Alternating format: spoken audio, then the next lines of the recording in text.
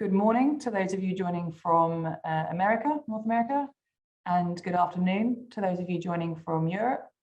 Welcome to this joint webinar by the European Association of Service Providers for Persons with Disabilities and the National Task Group on Intellectual Disabilities and Dementia Practices.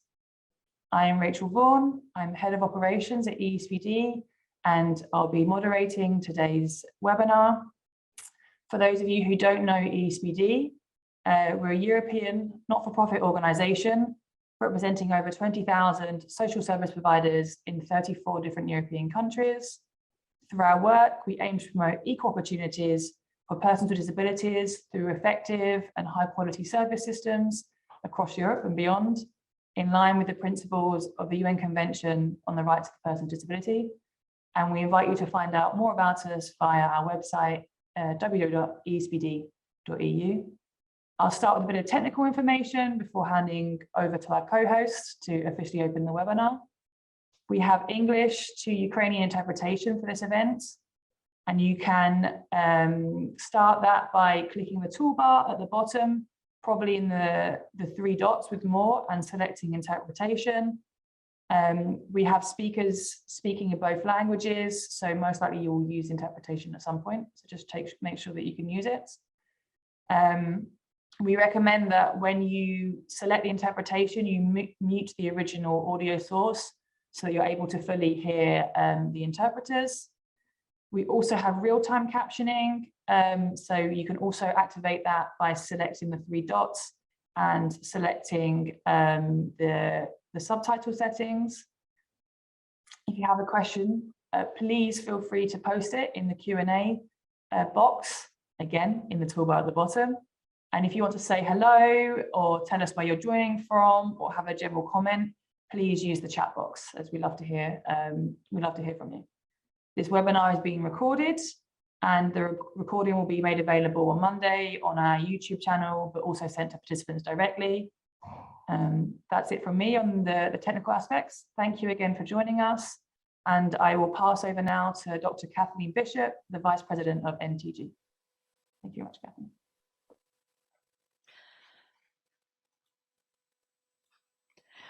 Good morning, afternoon, or evening, depending where you are in the world.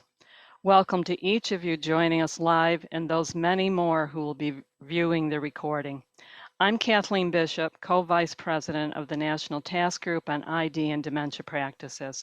It is my honor to be here today with the European Association for Service Providers for Persons with Disabilities and all of you caring people from North America and other villages of the world, as well as proud to be here representing the NTG. The NTG's mission is to ensure the needs and interests of adults with intellectual and developmental disabilities who are affected by Alzheimer's disease and related dementias, as well as their families, friends, and caregivers, are addressed through advocacy, education about the disease, and as part of the national and international initiatives. In other words, to give voice and equity to vulnerable people who otherwise might not be heard. The NTG, like most of the world, is appalled at the humanitarian crisis in Ukraine, taking people away from their everyday lives, loved ones, and homes, and far too many their actual lives lost. We debated passionately about what we could do to make a difference, but were concerned that a statement expressing those concerns was just not enough. We also knew little about what the actual needs or situation was for people with developmental disabilities and frail elders in Ukraine. I volunteered to research organizations who were providing support and were more informed than we were. Within hours of my contact, the association's Tom Bignell responded explaining the current situation for Ukraine refugees with disabilities and the overwhelming needs of already vulnerable people even before the war. Within minutes, we agreed to co-host a webinar to help raise awareness of the conditions and needs. Over the weekend, the webinar was organized to bring us together today from our communities and villages to join efforts in small and large ways.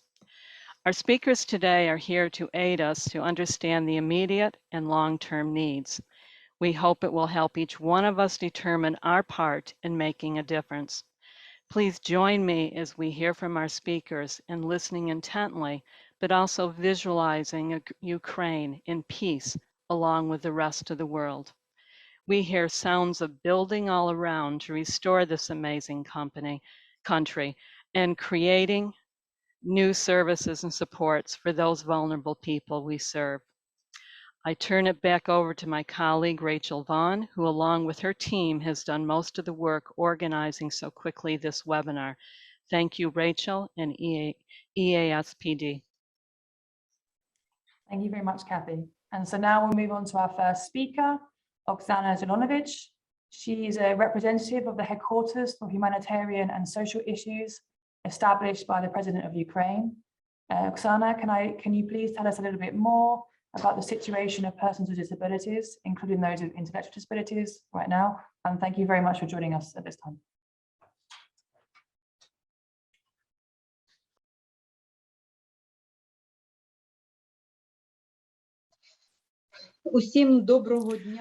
Good afternoon, good morning, or good evening. I'm very happy that the world is not standing aside those challenges that we are facing in Ukraine as the result of the war of Russian Federation against Ukraine. And of course, those challenges that we face are extremely complicated.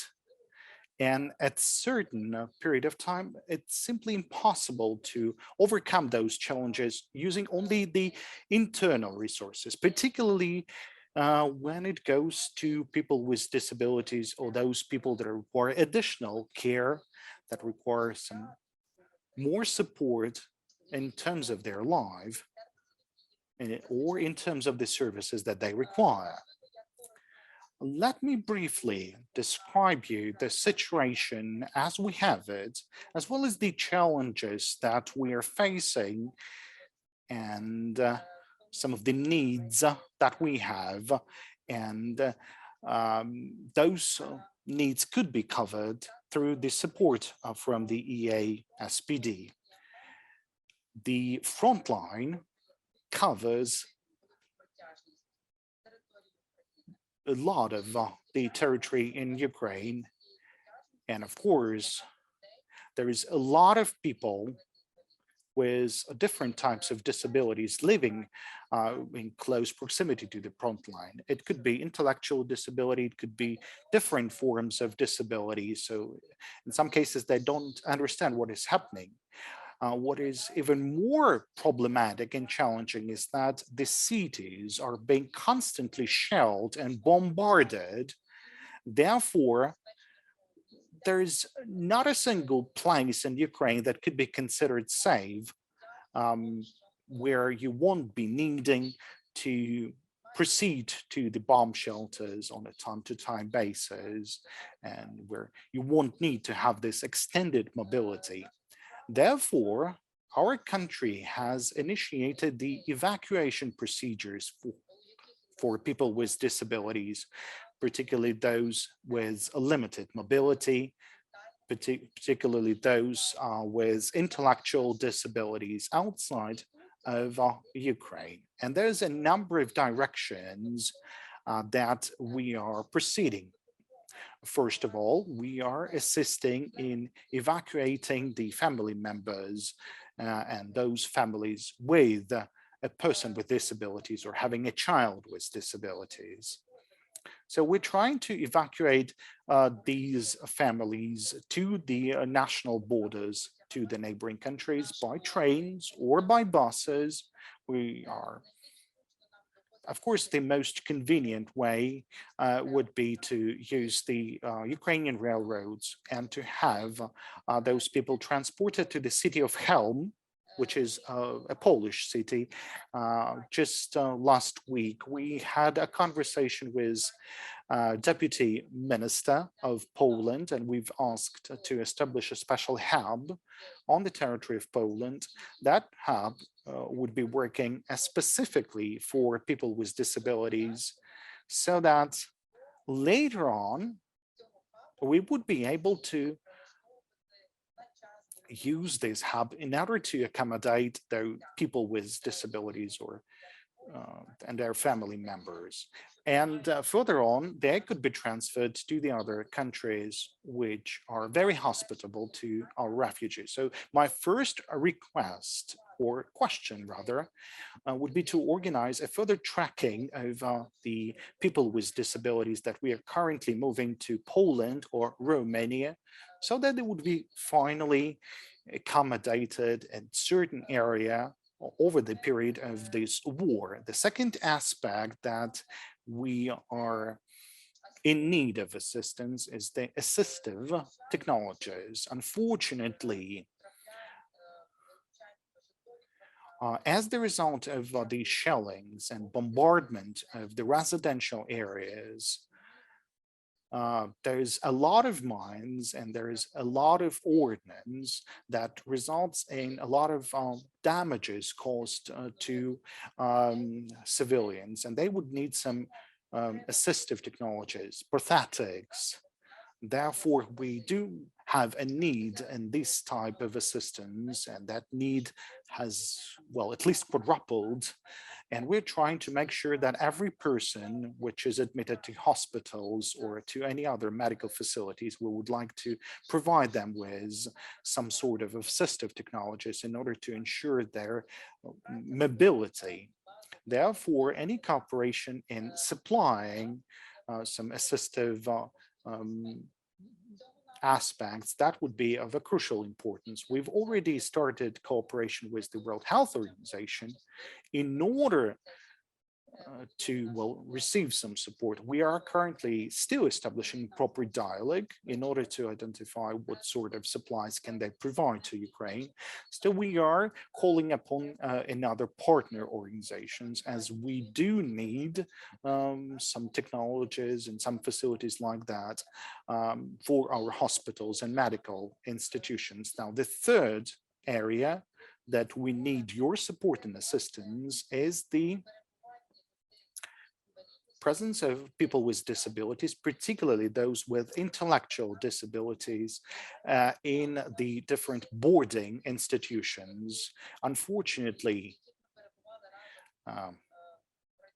since the Soviet period, the social services for people with intellectual disabilities, now these services were provided by offering them accommodation in certain institutions. We've started the reform of those institutions to have them, well, distributed into a smaller institutes. And already we have some of those institutes located in the east of Ukraine. Unfortunately, this is where currently a lot of operations, and we have a big challenge in transporting those facilities from east to west to the safety area, because currently there's too few areas in Ukraine that could be considered safe. And those people, they require at least some sort of care and assistance because they are unable to function on their own. That's why we have a need to evacuate those institutions for people with intellectual disabilities somewhere abroad. Maybe we could divide those people into small groups with accompanying persons, and they could be accommodated somewhere, or some other institutions who would be ready to host them and who would be able to take care of them. And at this point, I would like to ask the partners to consider different options of rendering assistance to Ukraine, as well as providing care and safety for people who do not have a clear understanding of what is the current situation, that are not able to respond to air raid warning, and they don't always understand that they should proceed to the bomb shelters. So this is just a very brief information, these three challenges that I would like to raise today, and that we would need some support and assistance to. Thank you. Thank you very much, Oksana. Thank you for that clear overview, and thank you for everything that you are already doing to support the evacuation of persons with disabilities. may I just ask, do you have an idea of how many people you think need evacuating? How many persons with disabilities, physically or intellectually, with intellectual disabilities?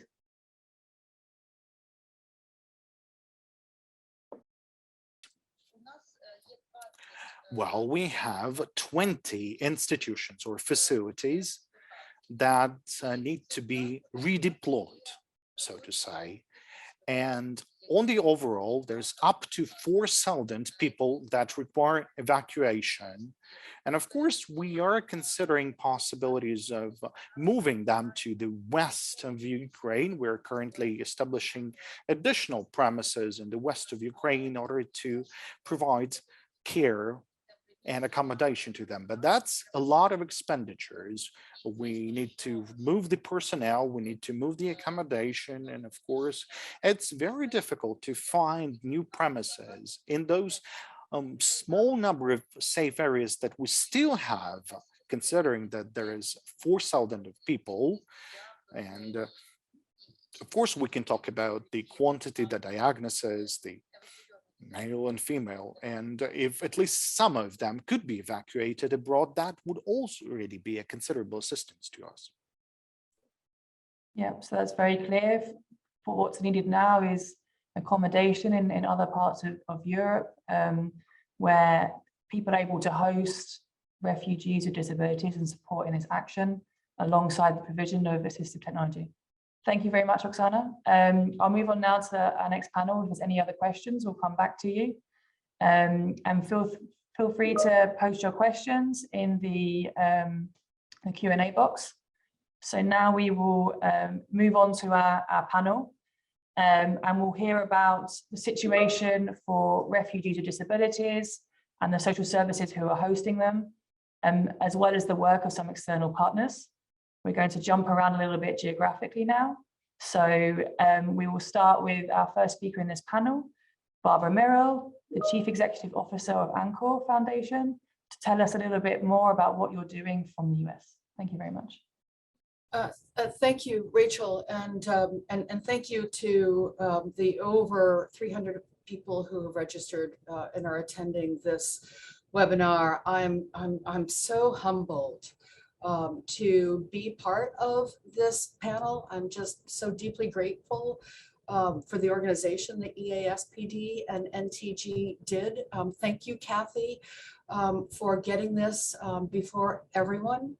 I am the least qualified on this entire webinar to speak about the situation of people with disabilities in the Ukraine. The panelists that follow me will be speaking to the specifics and the experience that they are seeing. But what I can speak to and will speak to is what ANCOR has done and will continue to do, and what all of you who have joined this event can do. So let me back up. ANCOR is the American Network of Community Options and Resources. We were founded over 50 years ago. We represent over 2,000 providers of services for people with intellectual and developmental disabilities and 56 state provider associations. Our work is to represent providers before Washington and to share leading practice. But in recent years, ANCOR has become very cognizant that a number of our members work internationally, and many more of our members are really eager to learn about the situation of people with disabilities across the globe so that we can become far more engaged. And so that's how the ANCOR Global Council was initiated. It is chaired by Charlie Hooker, who is the president and CEO of Keystone Human Services. Over the last few years, we have focused significantly on the situation of people in Puerto Rico. Obviously, Puerto Rico is a territory of the United States, but we became very aware that in the aftermath of Hurricane Katrina, we weren't aware of what the situation of people with disabilities was in Puerto Rico. So we moved to strengthen that. With the invasion by the Russians in the Ukraine, we shifted our focus. We have held 3 meetings and we have hosted a webinar for all Anchor members, our entire mailing list, which goes far beyond our membership, on the situation of people in the Ukraine, and really specifically what people can do to help. And, that is because, so many of us have been reading the headlines. We've been so concerned, so distraught, really wanted to know what to do. And as providers of services for people with disabilities, incredibly mindful that people with disabilities are almost always the last group that we remember. We learned that, that just gets reinforced over and over throughout the global pandemic. We had to continually fight, as have our colleagues across the globe, to ensure that people with disabilities get what they needed to be able to be safe throughout the pandemic. And so we're so mindful that the situation of people with disabilities in the Ukraine is the same situation. I did a scan of the media this morning in preparation for this webinar. And yes, there are some articles.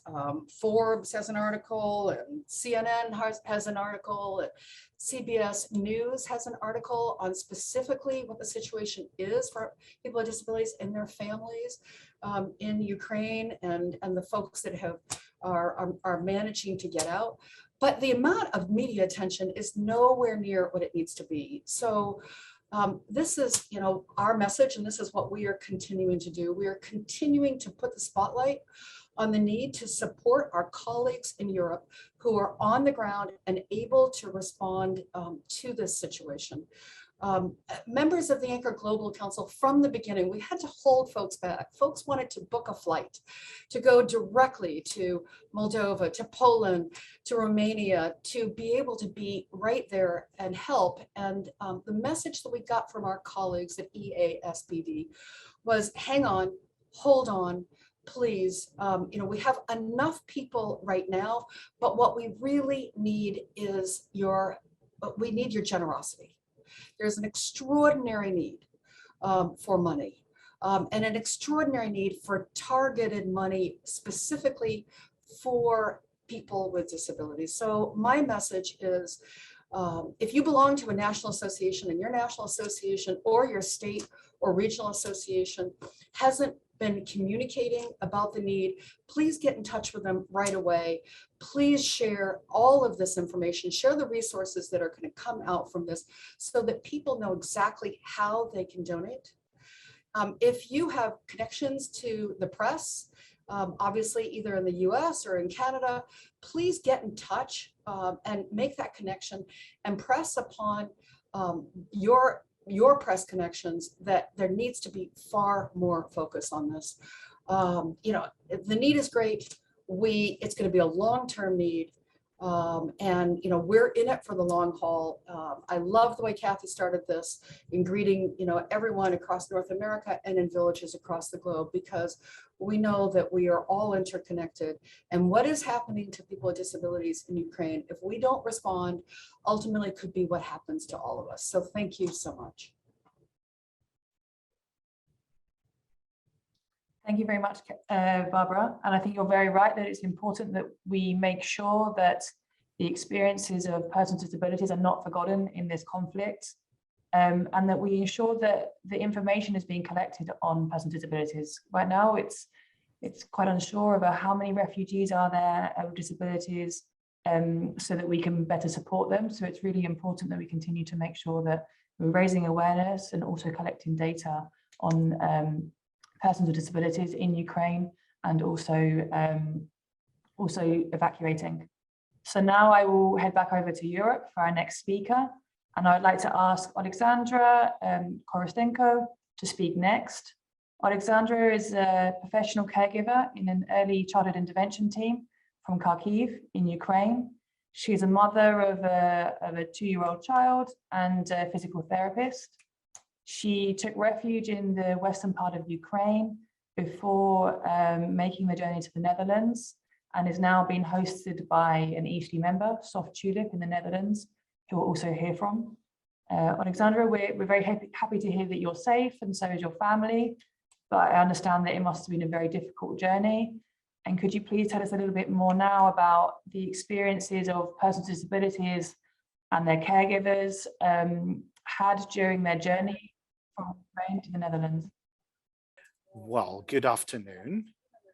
I'm with my son, and he just woke up, so we'll be reporting, we'll be speaking all together with my son.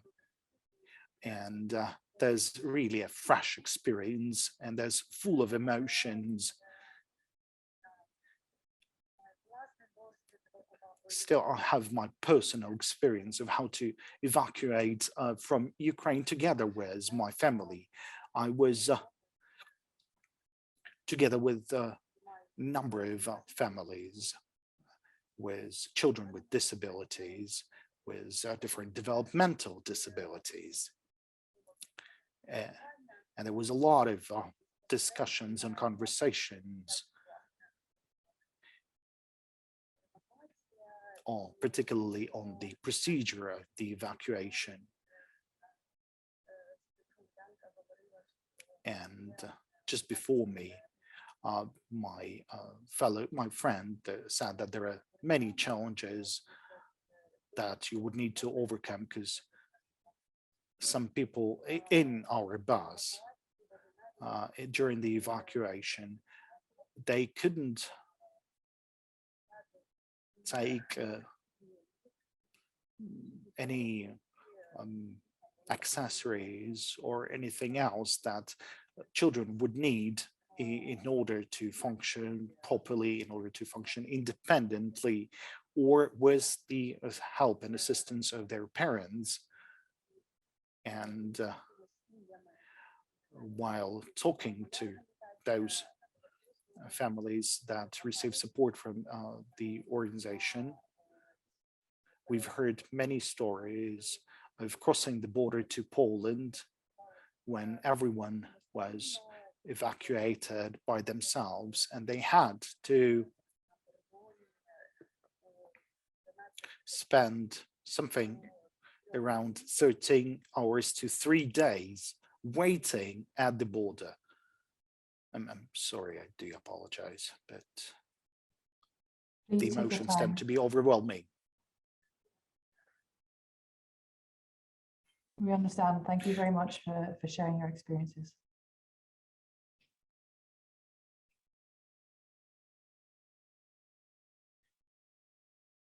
Perhaps we can move on to Eric, and if you want, you can come back. No, it's okay. I've gathered my thoughts already. So it was very difficult to cross the border by yourself, because there were a lot of people with disabilities who couldn't take their trolleys in order to, well, use them. And crossing the border on foot for these people is close to impossible. And those people who stayed with me in the bus, they require a comprehensive support and assistance. And it's very good that they were in the bus together with other people, because they cannot move by themselves. And there were a lot of children with disabilities. They have some special needs in terms of the ration, and someone might be in need for special medical tools to consume food. Some require some special food. Some could not, well, eat the food. Well, originally that food needed to be properly treated. And then there is also problems with some other children with disabilities who cannot drink by themselves, and they require support. In some cases, that requires special equipment, special facilities to start drinking. My client, I work in early intervention, And my client with whom I was in touch, she's got a 6-year-old girl.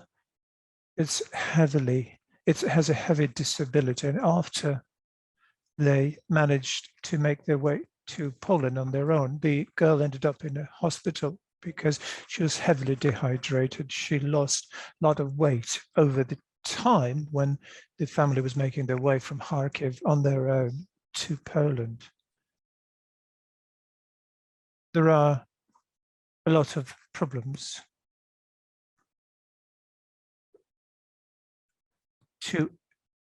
that are linked to the fact that lives could be protected and kept for those people who are trying to get evacuated. And there's a lot of fears to start the evacuation.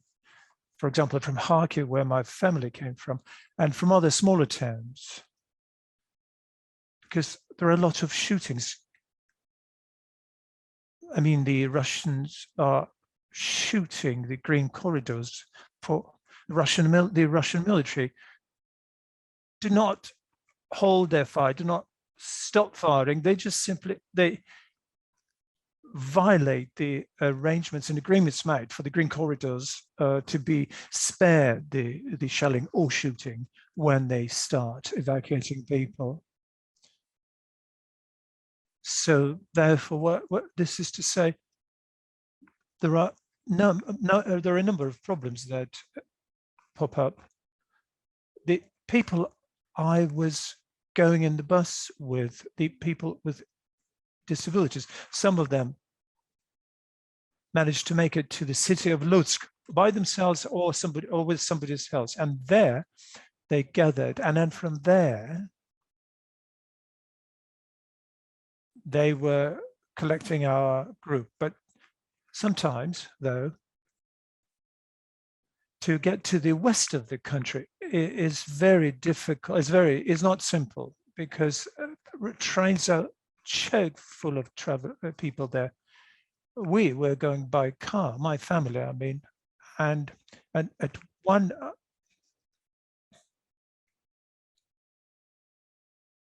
to give you an idea of the timing, 170 kilometers took us 9 hours to cover. Lots of queues, lots of jams, lots of cars. I don't know, perhaps you have questions. It's hard for me to compose my thoughts now. So therefore, if you have specific questions, I'd be happy to answer them. Thank you very much. Thank you for that. I understand it's very difficult to hear, so it must be even more difficult to experience and then say.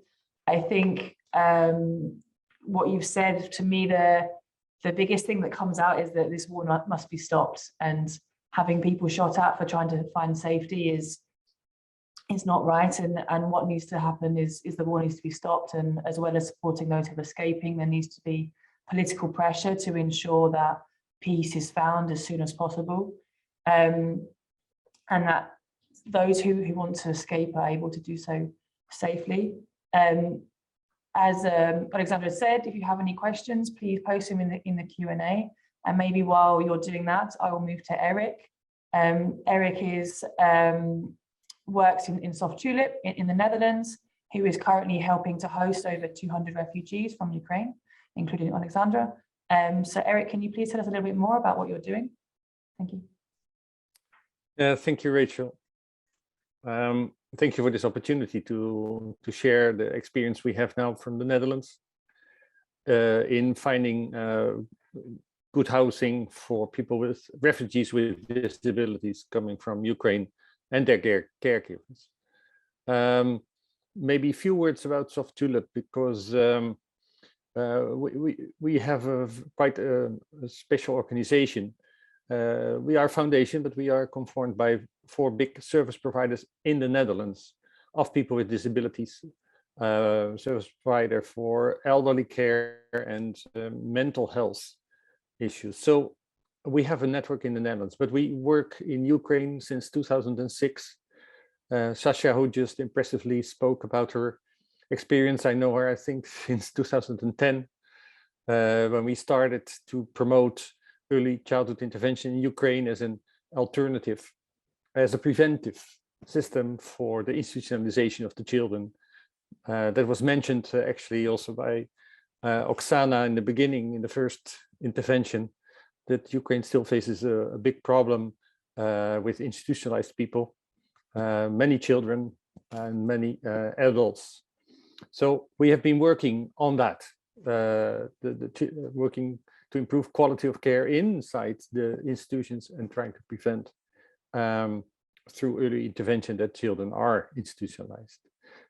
Because of that work, we have a huge network in Ukraine of partners. We have partners in Kharkiv, like the early intervention center of where Sasha works. We have a great partnership with the National Assembly of People with Disabilities, an umbrella organization for disability organizations in Ukraine, in Kiev. We have partners in Odessa, Uzhgorod, in Zakarpattia, in Transcarpathian region, and in Lviv. So now the challenge since the war started, we have been requested by our network in Ukraine to give home for people with disabilities. Right from the beginning, we have received those requests. And what we have done is spreading the message among the Dutch care organizations for people with disabilities and elderly and mental health services, to find places, find locations that are suitable for people with disabilities. So places where people in wheelchair easily can access, other places where more fit for people with mental disabilities or mental health issues. So, and in a very, very short time, we found a lot of places in the Netherlands because the population here is also very motivated to support refugees from Ukraine in general, but also in our sector, of course, to receive people with disabilities in the Netherlands.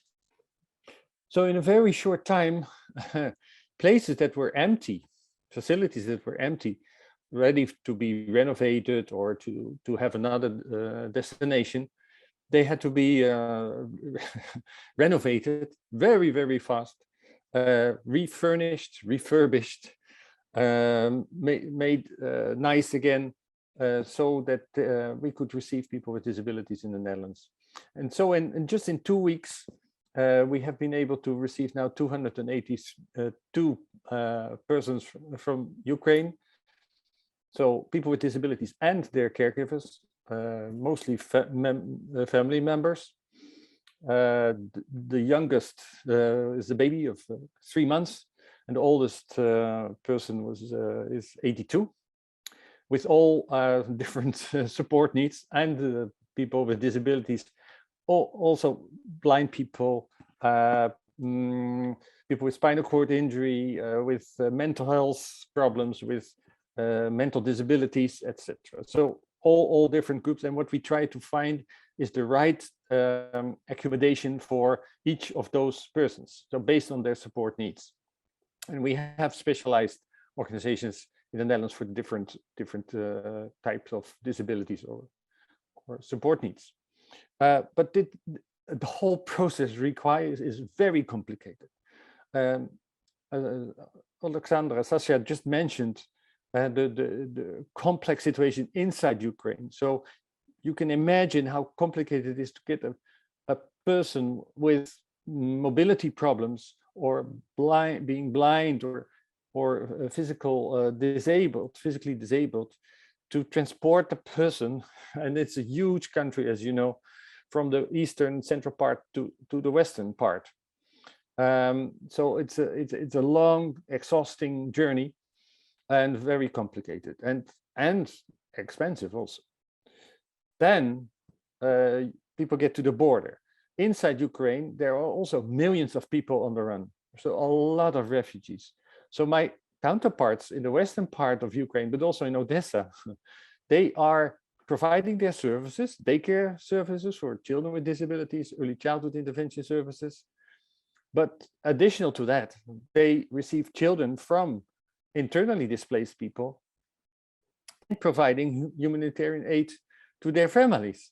So it's all on top of their already busy work, and they provide transit facilities so that people after having arrived there, being totally exhausted, can take a rest, can take a bus, can have some good food, and then to go on to EU countries or Moldova. And Ludmila will inform you about situation there. But then we face a very serious problem, is how to get the people with a disability to the western part of Europe. We have been able to bring those people to the Netherlands with the support from church organizations or NGOs, humanitarian NGOs, who somehow had budget to pay for the bus and to rent a bus and to bring them to those people to the Netherlands. What we face now is that we have some groups that wait for evacuation, but we cannot bring them to the Netherlands because we don't have the resources. The last group is on its way now. It's in Germany, actually. It will arrive on Sunday in the Netherlands. No, sorry, it's in Poland now. Tomorrow it will be in Germany, and then on Sunday it will arrive in the Netherlands. 45 people in 3 buses. Very good development. Supported those buses by the regional government of Vinnytsia. In the bus are people from Vinnytsia and Mariupol and Donetsk. They are transported to the first the western part. We hope that they can cross rather more smoothly and not waiting 3-4 days, as Sasha just mentioned, and to be able to travel through Poland. And there is a Polish NGO who will provide the first night of stay in a good place in Poland. And from there, they will move to Germany. And what we are doing now as a small NGO with no budget, actually, is we are paying now for the gasoline, which is at the moment extremely expensive, plus the hotel costs in Germany for a group of 45. It's rather expensive.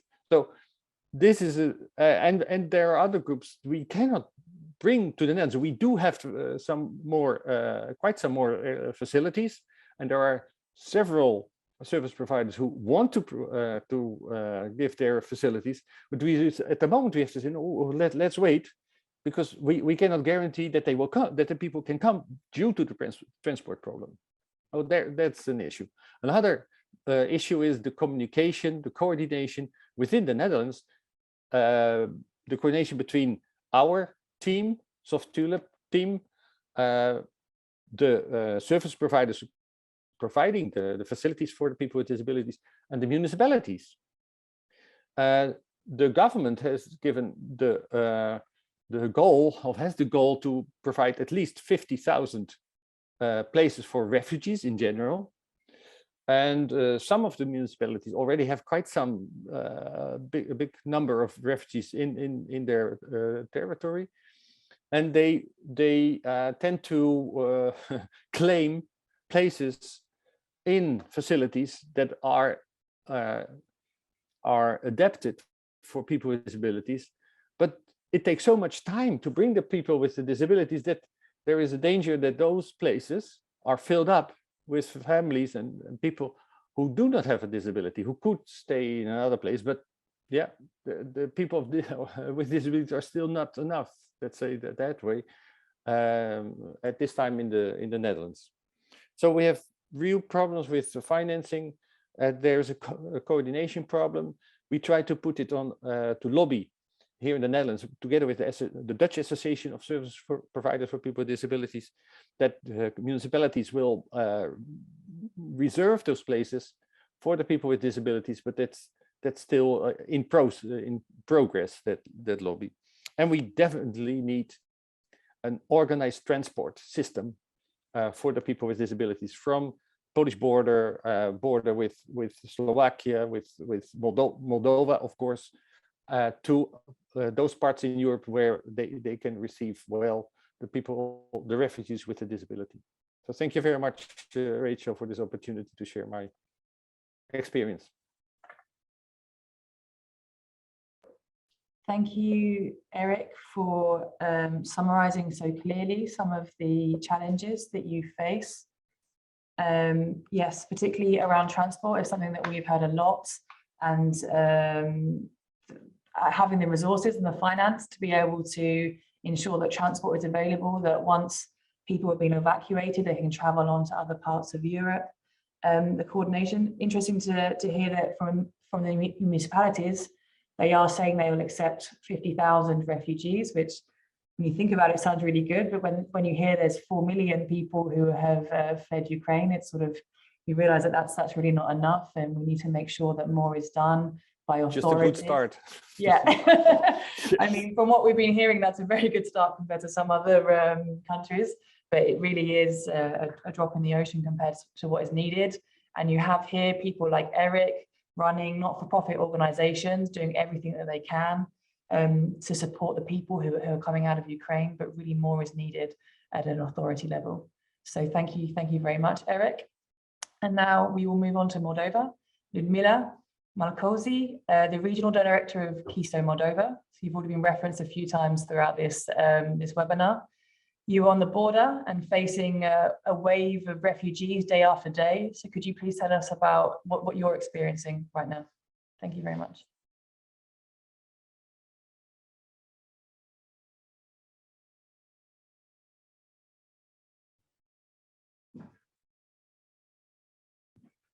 Just give it one moment, not yet. Maybe try it again.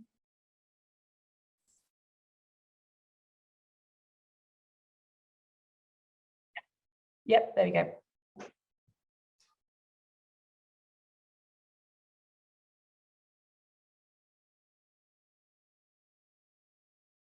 Ludmila Malkoch, and I'm a regional director for Keystone International and executive director for Keystone Moldova. First of all, I would like to thank you very much to EASPD and NTG for organization of this webinar. It's a great opportunity and possibility to get in touch with all stakeholders that are involved in supporting persons with disabilities, refugees in Ukraine, as well as in other countries. Secondly, I would like to say Diakuyu to Oksana and Alexandra for the description of the situation in Ukraine of persons with disabilities and about the problems, they face with evacuating those persons with different types of disabilities, in the country as well as outside the country. I would like to say that my focus in this PowerPoint presentation will be to share the support provided by Moldovan NGOs, including Keystone Moldova, to Ukrainian refugees. Talking about Keystone Moldova, I would like to say that this is an organization that was founded by Keystone Human Services from United States, and for more than 17 years, we are providing support to persons with intellectual disabilities within the country and in the region for the institutionalization, social inclusion, labor inclusion, educational inclusion. But I would like also to say that because of the war, Keystone Moldova changed a little bit the focus now, and we are in parallel, totally involved with supporting the persons, refugees with disabilities from Ukraine. On this slide, you can see just several figures about the situation with refugees in the Republic of Moldova, and practically you can see that during this month, we had around 400,000 individuals from Ukraine that arrived to Moldova. I mean refugees, and from those around 100,000 refugees still remaining in Moldova as of 28th of March 2022. That's a huge number, and we are like the third country after Poland and Romania talking about in general the number of refugees. But if we consider the rate of refugees per 100,000 population, Moldova has the highest rate, like around 4,000 refugees per 100,000 Moldovan population. Thinking that Moldova is one of the poorest countries in Europe, I would like to say that this big, let's say, number of refugees, it is practically, you know, a huge also problem for Moldova population. However, I would like to say that we never saw so big and so huge solidarity on behalf of the population of Moldova than during this period of time. And practically, I just would like to say that from this 100,000 refugees that are in Moldova, 5,000 of refugees are in governmental shelters, and 95% of the refugees are hosted by families that still do not get any support from the state. And this is one of the biggest problems, including talking about, you know, hosting persons with disabilities. Talking about the Moldova response to the needs of persons with disabilities, refugees, and Keystone Moldova and other NGOs involvement within this process, I would like to say that from the very beginning of this crisis, from February 25th, we started to pay a lot of attention for integration of disability issues, you know, at policy level, at interagency coordination mechanism, and also for great involvement of civil society in supporting persons with disabilities, refugees from Ukraine. I would like to say that Keystone Moldova became part of interagency coordination mechanism under UNHCR, and practically we are participating in all meetings, you know, that are related to protection, abuse and violence, nutrition, education, and so on and so on. From the very beginning, we tried to advocate, you know, to have a task force under the protection group of interagency coordination, you know, for better integration of needs of persons with disabilities, refugees. And finally, yesterday, we had the first meeting of this National Task Force on Persons with Disabilities. The task force is led by Keystone Moldova. And yesterday, we had like representatives of more than 40 organizations, international, national, governmental, non-governmental, as well as donors at this task force meeting, where we discussed the main priority problems faced by persons with disabilities, refugees here in Moldova. And practically, we also shared, you know, the ways on how to support the government to address those problems as soon as possible and like in a more qualitative way. Now we are in the process of development of a joint action plan to support persons with disabilities, refugees, under development, and we try just to coordinate all the activities and to have a joint plan in order to cover all the needs of persons with disabilities, refugees in Moldova. I would like to say that talking about Keystone Moldova, we have a service like hotline service for persons with disabilities. The service is paid by the government. We are service provider, and practically this service is acting like 24 hours a day and 7 days a week.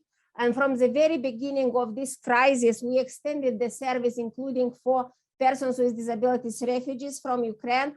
And the service is providing also in Ukrainian language, in Russian language, in Romanian language, is provided information support to persons with disabilities, refugees, as well as reference to other services, psychological counseling, and we also are providing direct support. For example, we are supporting persons with disabilities, refugees that call to our call center with housing, with adapted transportation, with nutrition, with clothes, with medicines, with hygienic products, and so on and so on.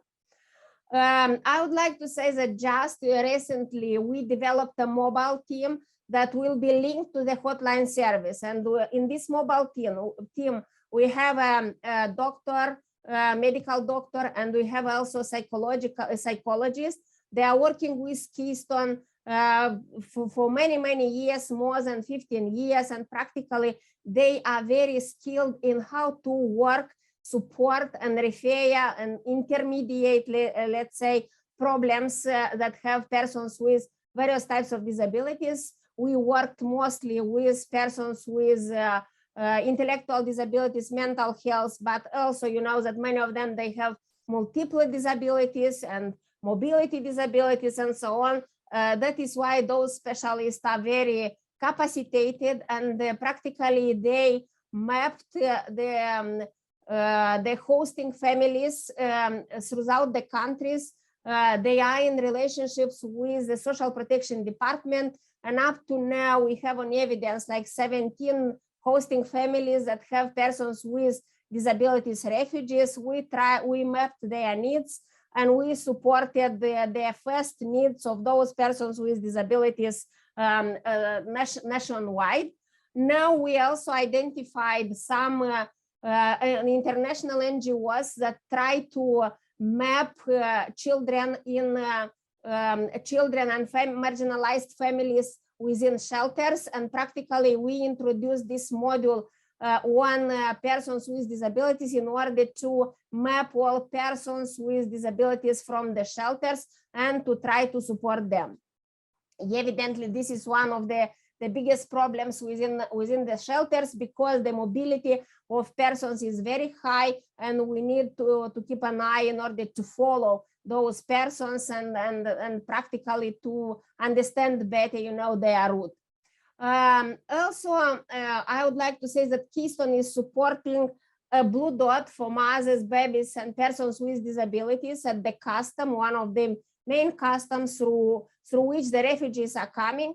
We have a very good relationships with custom officers, and practically this blue dot served to already like around 800, let's say, beneficiaries, mothers, babies, and persons with disabilities, with information, nutrition services, with hygienic products, and so on and so on. Evidently, we try to, because, you know, persons with disabilities, refugees, they have this high mobility, you know, and they have various types of needs. We need to be very flexible, like an organization, and we need to keep relationships also with other organizations that are providing services to persons with disabilities in order to get together and to support all the needs of persons with disabilities, refugees. Talking about the issue to be addressed, evidently there are many problems, and those problems have been addressed yesterday through this task force for persons with disability meetings. And practically still we face a lot of problems with registration and identification of persons with disabilities. As I told, we are trying to map persons with disabilities, refugees through the hotline service as well as through the social protection department. But we think that there is a need for better mechanism of registration and identification, because sometimes persons with disabilities, you know, we can find them, you know, with some delays, and maybe some of them they have needs, like there are many with chronic diseases. We had a case, for example, person with disabilities with chronic diseases, with diabetes, he needed the insulin, and practically they had one analog of insulin in Ukraine. Here in Moldova, in the pharmacy, this analog was not present. Also, we have the medical insurance for insulin, and practically, you know, the insulin in the country was procured based on number of persons that need insulin in Moldova. And now we have like more people addressing those needs or having those needs. And from these perspectives, you know, we identified an NGO that are providing support to persons with diabetes, and they had some donations, you know, like very close to this analog insulin from Ukraine, and practically we solved the problem. And this is just one of the example and one of the case, but each person with disabilities is a separate case with separate needs and so on, and sometimes means a lot of information support, a lot of, let's say, reference, and a lot of monitoring, because also the hotline service is monitoring how the problems are solved, and if everything is okay with the persons with disabilities refugees. There is also a need for accessible shelters for persons with disabilities. Here in the country, we have 104 shelters for persons with disabilities. Their capacities now are like, they are full, like 50%, but meantime, the majority of them are not accessible, even for persons with mobility disability. And evidently, we need to think that not all persons with different types of disabilities can live in shelters. We had several cases, for example, when family with children with autism, you know, they called the hotline service and they asked the hotline service to support, you know, to find a host house, because otherwise for them it is very difficult. And the hotline service was supporting this family. But in some cases, for example, if you have big groups with of persons with disabilities for 1 or 2 days until you'll find, let's say, a house, hosting house, and so on. In this case, they can be housed in some of those shelters. And finally, we discussed with our Ministry of Labor and Social Protection for, let's say, several weeks on that. And finally, yesterday, we got a disposition that 2 shelters will be specifically for accommodating persons with disability, with mobility problems. And we found also several donors that will increase the accessibility, you know, of these shelters practically for persons with mobility problem. As I was telling you, very important is to develop and support this housing program for families with persons with disabilities who cannot live in shelters. And those housing programs also are very important, because that means also maybe living for a longer period of time. In shelters, you can live like, you know, 1 week, no, maybe 2 weeks. But meantime, if the person with disabilities is for a long period of time in Moldova, you need to support him to live a qualitative life, you know, in a house. And that is why it is very important to have resources to develop the housing programs. Also, in this case, maybe there will be the need for some adaptation of the houses to the needs of persons with disabilities, you know, maybe to have some kind of accessible toilet, accessible bathroom for those persons. And that means that there is a need for more financial resources to support this adaptation and to support the life of persons with disabilities refugees. Maybe some of them will be able to return, you know, to Ukraine after the war. But in case there are some persons with disabilities from the regions where the houses were destroyed and so on, this will be a big problem. And maybe many of them will stay for longer time in our countries. And we need to think on this longer period of time. Also, another problem I told already is the access of persons with disabilities refugees to health services, including medicines for chronic diseases. And from this perspective, I do think that also yeah. Sorry to interrupt. I'll give you 1 more minute, please. Yeah. Thank you. Okay. I didn't understand, Raquel. If you have 1 more minute until you finish your... Yeah, I'm finishing just, you know, I'm finishing. Thank you, Raquel. And also there is a need, you know, for support to make information, needed information more accessible for persons with disabilities. Evidently, for persons with disabilities that will stay longer in Moldova, we need to think in a sustainable way, like to develop community-based services, like personal assistance, rehabilitation services, yearly intervention services, foster care services, specialized foster care services, and so on, and educational support services for children and young adults with disabilities that will go to school. Thank you very much. And if you have some questions and so on, I'll be very glad to answer. Thank you. Thank you very much, Lyudmila, and thank you very much for everything that your team are doing right now to help those who are coming to Moldova.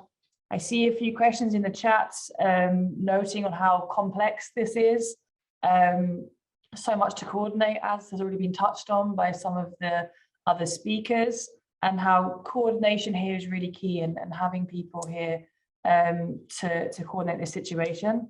And with this, I will move on to EASPD Secretary General, Maya Donova, who will be speaking more about what EASPD are doing and also what can be the role of us in supporting right now. So Maya, over to you.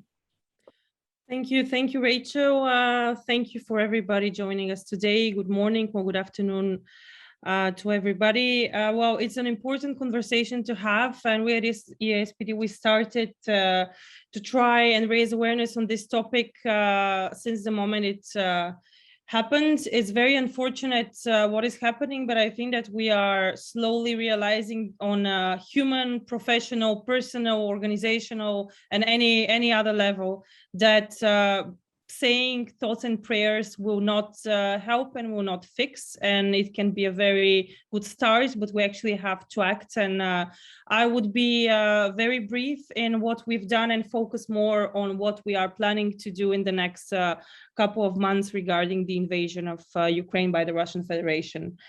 So we started a lot with trying to connect the different political actors in all of that. We started with our members and our partners, and slowly realized that most of the NGOs, as Eric already said, are doing so much, but then there are a lot of barriers, and I don't mean only the borders, but barriers when it comes to documents, finances, resources, and things that you would suggest that maybe would be fixed after 1 month of war already, but unfortunately aren't. And we still have emails of partners and members of EASPD who share with us stories of people who cannot cross borders with their caregivers, or people who are fleeing with their caregivers' families, and they're the whole process is not facilitated yet. So these kind of challenges, we realize also that we're trying to solve from Brussels, trying to support people in Moldova as Ludmila, or people as Eric in the Netherlands, or people as Sasha fleeing Ukraine. And that is just not the right approach, because we are still based in Brussels and we need more local help. So what we are thinking of doing for the next 6 months, and I would ask if Rachel can share the graph that we have, is we'll create 6 points of contact, the TROs, which will be the temporary regional offices of EASPD, which will be based in the border countries. So we'll have one in Poland, one in Hungary, Moldova, Romania, Bulgaria, and Slovakia. And we'll have appointed people from organizations that we trust and we know, who will be there on spot trying to facilitate this communication, because we've already been in the situation where several times the information comes from Poland, bounces to Brussels, and then we have to bounce it back to the east, and that makes no sense because we are losing time. And I think that sometimes behind the numbers and the statistics, we forget that there are actually people who are in the cold with their autistic daughter or with their disabled son, 6 hours on the border with no idea where they're going and if they'll actually spend the night somewhere out in the open. So if we try to go behind the statistics and look that this is actual need right now for actual help, for actual people, we thought that we will still go on with the raising awareness and the webinars, but we also need physically to have somebody on the spot where the people are, and this is why we have this approach for now.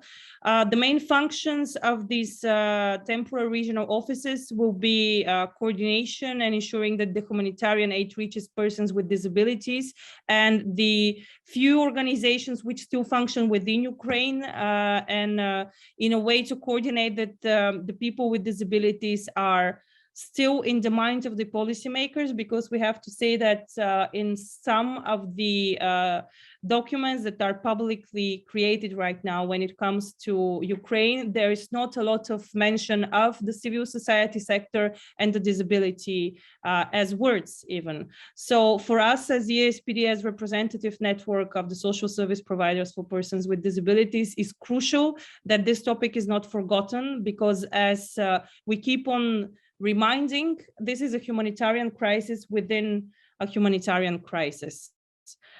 These TROs will function for at least 6 months. It's up to us to see if we will have them prolonged or hopefully the situation will be resolved sooner, even though that doesn't, it's not likely to be like that. But for now, that's our plan for the next 6 months. We also will have more focus on our approach to the European institutions, and we do see the European Commission as a partner in the TROs, and we hope that with all of the partners that we have locally and with this approach, we can actually be much more efficient in what we're trying to do.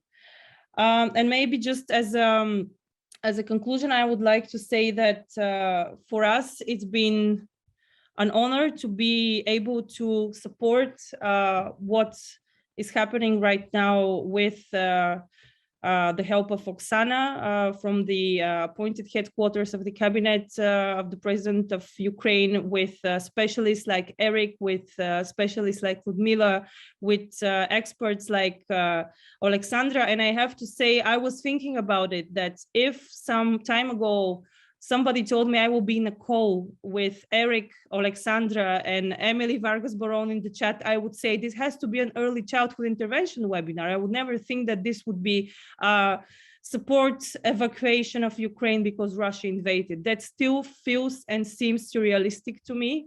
And I hope that we can go back to what normal feels like sooner, and that the TROs are a step in that direction. I would like also to thank for today to NTG and Anchor for joining, for all of the speakers, and especially again people who share their own stories. I would also like to thank Rachel and Dimitri from our communication team who've been working so hard so this event happens in time, and to all of the partners and members of EASPD, because our network is what makes all of that work count, and your efforts are valuable and mean a lot to many people. So thank you very much for all your contributions. Thank you. Thank you very much, Maya, and for telling us more about what EASPD is doing. We really hope that you can support us in this, and also ensuring that we have the resources so that we can make sure that those people getting off a train in Poland are able to make it to a service in the Netherlands or Spain or Germany. I'll now hand over to Catherine Norton, the director of the European Disability Forum, to tell us about what they're doing. Thank you very much. Thank you very much, Rachel, and thank you very much to our colleagues in EASPD for inviting me to take part in this webinar this afternoon. I haven't listened to all of it, but just the last few speakers, and it's already been really helpful for me to be updated on the work that you're doing. So the European Disability Forum, we're the platform organization of organizations of persons with disabilities in Europe. So our members are representative organizations of people with disabilities, but we have a broad membership. We have members also like EASPD, who are a network of service providers. And so we've been working regularly since the beginning of this, the response to this war, with our members like EASPD. So our focus at the beginning was on advocacy towards the European institutions to do their job to provide humanitarian assistance to people with disabilities in Ukraine, and to provide proper support and services to people as they arrive in Europe. You will have heard earlier about the Temporary Protection Directive. I heard it mentioned in the questions and answers, whereby people fleeing the war in Ukraine are able to have temporary protection in Europe during a period of up to 3 years. They should also be able to have access to services, employment services, education, social services, But of course, we all know that there is a big gap between what's provided by in-law and what people can really access. So we're going to be working in the coming weeks and months to make sure people really can access the services that are there for them, to make this time, which must be it is really a dreadful time for everyone who's having to flee this war, to make this time to alleviate their situation as much as possible. So we're working on making sure that that legal framework, people are very aware of it. I sent in the questions and answers a link to our website where we publish the information also in Ukrainian for people. We are also working with organizations of persons with disabilities in Ukraine. Our member is the Ukrainian Assembly of Persons with Disabilities, and we've been informed by them from the beginning about the dreadful situation for people with disabilities in the war zones, those people on the move, what they experience crossing the borders and what they experience as they enter the European Union, and all the points of support and advocacy that we need to activate. So we have been making sure then that organizations of people with disabilities in Ukraine get to speak directly to the humanitarian organizations, to the Committee on the Rights of Persons with Disabilities, for example, so that they can tell their story and make sure that the humanitarian organizations know their priorities, which are really basic and in many cases really important and life-saving. We're also working with our members in general to give them information on how they can help towards European Union, but also at national level.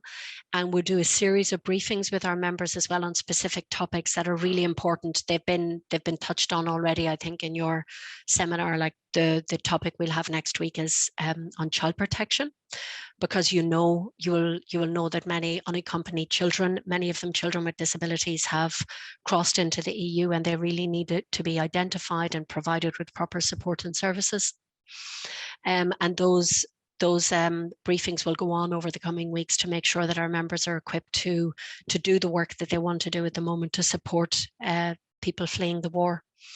We're also working with other partners to see how we can help people on their journey. So we're supporting a couple of accessible transit centres in Ukraine for people with disabilities on the move as they make their way towards the EU, and we do this with partners in Ukraine. So, and we continue in the coming weeks and months to advocate for the rights of children and adults with disabilities, and also to work together with EASPD and our other members to do this in a joined up way, so we can really focus our government and civil society attention on the situation of people with disabilities during this terrible time and during this terrible war. So thank you very much again for welcoming me to the webinar today. Thank you very much, Catherine. Thank you for joining us and sharing what you're doing at EDF. So we're coming to the end of our webinar now. Thank you for having stayed with us for so long. Thank you to all of our speakers. Before we move to the closing remarks, I would just like to repeat, as it's been said a few times, if you would like to help, please donate to our dedicated accounts that we'll be using to support the evacuation and the relocation of Ukrainians with disabilities in Europe. If you want to be able to help people like Eric and Ludmila and Sasha, please do that. We'll be sharing these details with you after this webinar. And with that, I will move on to Jim to close our first closing speaker. So Jim, the president of the EASPD. Good afternoon, dear colleagues. We are delighted that so many people have connected from across Europe to this webinar. Also, so many people from Canada, the United States, even from Taiwan. We note the presence of the Ombudsman for Croatia. We thank you for participating or listening to this webinar. And of course, as Maya mentioned, we do thank the representative of President Zelensky's office, who spoke so importantly at the beginning, Alexandra. And it's just such a misfortune and so tragic that we're having to come together in these circumstances. Our colleague who was living in Kharkiv, it's so difficult to understand how traumatic this situation must be for them and for the people that they're seeking to support. We in EASPD are really pleased at the collaboration that we've had with the NTG for this conference, this webinar, and with ANCOR. And I would mention Barbara, quite humbly, Barbara Merrill earlier said that, she felt quite challenged by these circumstances, despite having many years of experience working in the field of disability. I've worked in the intellectual disability field for many years, but I'm challenged too. I think most of us are. We see the trauma. We see the horrible videos and photographs. We see the bombs exploding, and we can only ponder how on earth to cope with these situations. But I think a number of the speakers have put their fingers on what we need to do. We need to organize. We need to collaborate. We need to communicate. In EASPD, we're not setting up an exclusive route to support organizations working in Ukraine. We can't expect everything to be channeled through one route, nor should it be. But certainly in EASPD, we're trying to step up to the mark and to do what we can to assist our colleagues and people with disabilities who rely on services or did rely on services in Ukraine. Rachel has mentioned donations, and certainly money is really what's needed. You can rest assured that we will be lobbying the European Commission for funding and any other national governments that we can. And I'm sure NTG and ANCOR will be doing the same in the United States, and probably there are similar organizations at work in Canada. But please think about donating from your organization into the funds that are advertised in these chat box and in this chat box and in the information that we send to you next, send to you after the webinar. We thank you for taking part. You're all busy people in your own lives and daily activities. But let's demonstrate our solidarity to Ukraine extends beyond the webinar, beyond an hour and 30 minutes. And let's do what we can from wherever we're located and based to try and help in this terrible, terrible, tragic situation. I don't know if I think, is there a colleague, is Kathy from NTG saying anything, Rachel, or is that not feasible? Yes, if I can pass over to Kathy. Yeah. Any closing words? So thank you, guys. Thank you for everything that you've done. As I listened today, I had the opportunity a few years ago to go with a small writers group and study Dickens in London. And Dickens comes to me in the words, "It is the best of times, it is the worst of times." This moment we're together is one of the best of humans, of how we care for and about each other. The purpose of today was to help us understand what are the immediate issues, what can we do from afar, and also to bring us together, the caring community who wants to make a difference, wants to make sure that there is awareness of this issue, that there is, one speaker put it, a humanitarian crisis within a huge humanitarian crisis that might get overlooked and forgotten. We commit that we will continue to stay informing you, working with you. I, like others, I have been 40 years in the disabilities field and find this overwhelming. But remember that everything that any of us have ever done, any accomplishment starts with one step at a time, with one contribution at a time. I know the first conversation I had with the EASPD, the most important issue they needed was funding to help support the organization, which is lacking because it's such a massive, it's not lacking on their part, but it's just so massive and sudden maybe not sudden if we had listened to what was happening. One of our colleagues in the NTG sent a question in and a comment, which was, shouldn't we also be planning for when there can be some return to a life in Ukraine and a life for people with disabilities, their families and their caregivers? Shouldn't we be looking at better than institutions, looking at ways that we can support in small ways to make smaller villages and to make sure that those villages are part of everyone's community? We in the US and in Canada, I can speak a little bit for Canada because we do have a Canadian partner in the NTG, want to be part of those efforts, want to help with the coordination and planning, and we will commit to be sharing the information we've learned from today, the various resources, because one of the first things we wanted to make sure that we were giving to credible organizations who are already doing the work. So we commit also that we will continue to do that. We will be meeting shortly to discuss follow-up from here and from the information that has been provided. We thank you all for spending the time with us today. And please remember, there is a recording of this. Please share this recording with anyone who may be interested. And there will be information that will be following this in terms of the link for the recording, but also how you can donate to organizations, and also any discussions that we have of how we will coordinate together. Thank you, each of you.